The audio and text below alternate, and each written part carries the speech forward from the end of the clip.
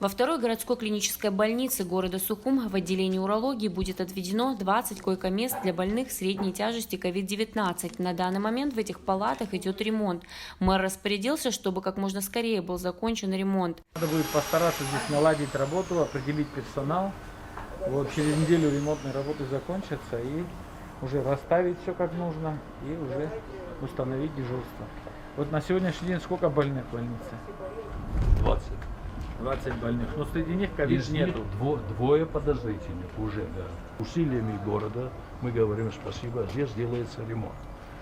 Но насколько мы это понимаем, это ремонт этого отделения в первую очередь нацелено на больных, которые, допустим, поступили в инфарктное отделение, скажем, или неврологическое отделение, и у них подозрение на COVID-19, чтобы до получения окончательного результата на 1-2 дня мы их сюда изолируем.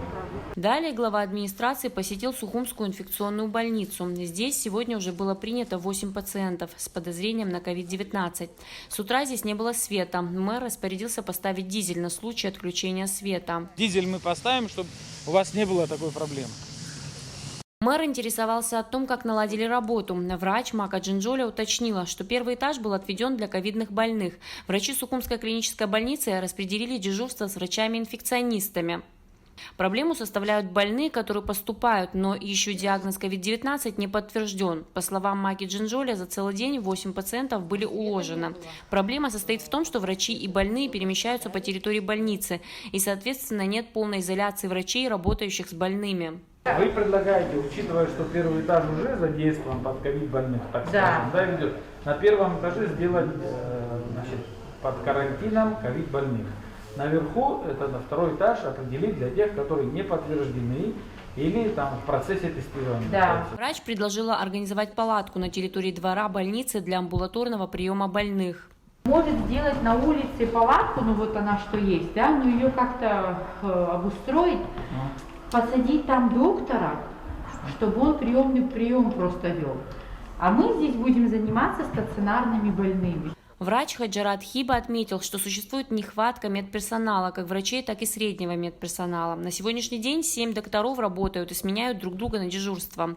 Мэр отметил, что нужно задействовать врачей, что работают в Гудаутском госпитале для проведения тренинга, как действовать в той или иной ситуации. Мэр также распорядился отвести отдельную комнату для тех, кто приходит провериться с другими проблемами здоровья.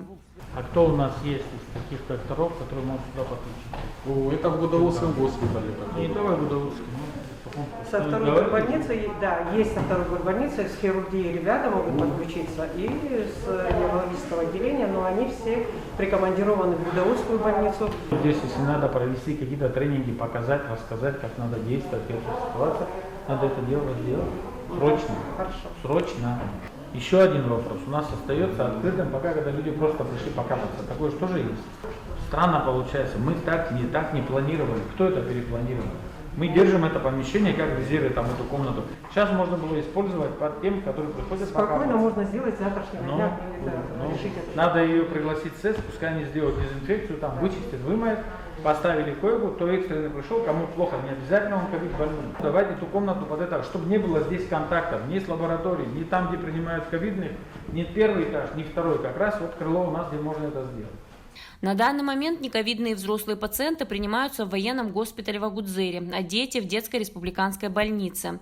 Мэр отметил, что много нерешенных организационных вопросов. Он поручил заместителю Астамура Ашуба взять под полный контроль организационные вопросы в больнице.